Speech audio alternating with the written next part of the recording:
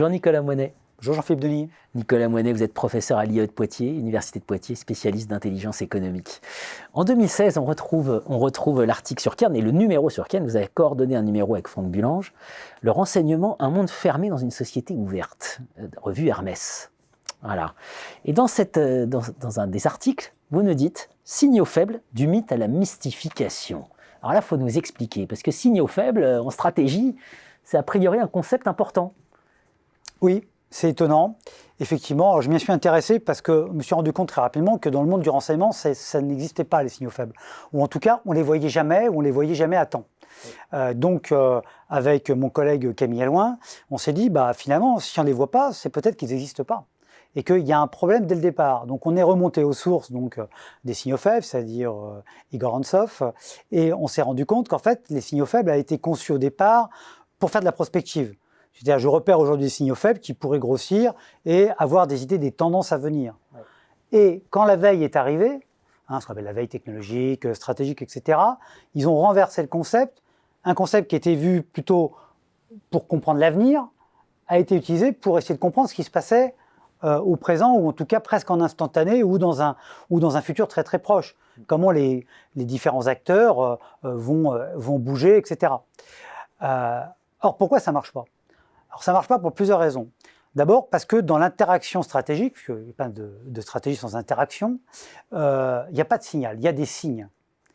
Déjà, ça c'est le premier point. Le signal, c'est un concept physique. En sismographie, ça a du sens. Une première petite secousse peut effectivement en annoncer une plus grosse. Mais en stratégie, d'abord, les acteurs peuvent masquer, mais en plus, on peut repérer des choses qui n'en sont pas, etc. Donc ça, c'est la première idée. Et puis, il n'y a pas d'intensité, il n'y a pas de faible ou de fort. Et à l'inverse, et c'est là où ça devient dangereux dans le monde du renseignement, si vous utilisez ce concept de signal faible, vous pouvez en voir là où il n'y en a pas. Si vous dites repérer les signaux faibles qui prouvent la radicalisation d'une personne, il se laisse pousser la barbe. À partir de quelle taille de barbe ça devient un futur djihadiste? Vous voyez bien que ça n'a aucun sens, parce que c'est la porte ouverte à tous les stéréotypes, à tous les biais cognitifs, etc. Donc ça ne fonctionne pas. Et pourquoi ça perdure? Alors c'est ça le problème. C'est ce qu'on a étudié avec Camille Allouin. Ça perdure parce que, évidemment, c'est un concept qui arrange beaucoup de personnes, à commencer par ceux qui ont fait des erreurs stratégiques.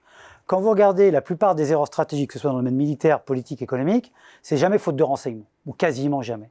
C'est parce que le renseignement n'a pas été interprété à temps, a été mal évalué, etc., etc. Or, vous avez des gens qui viennent vous dire, mais c'est normal, vous n'avez pas vu les signaux faibles, donc on va vous donner des outils pour mieux les voir, on va vous régler autrement votre radar.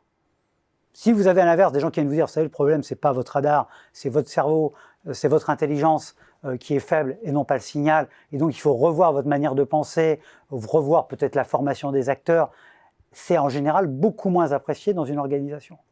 Donc là, c'est pour ça que ce système perdure, et c'est un concept qui, non seulement est contre-productif, mais peut même devenir extrêmement dangereux.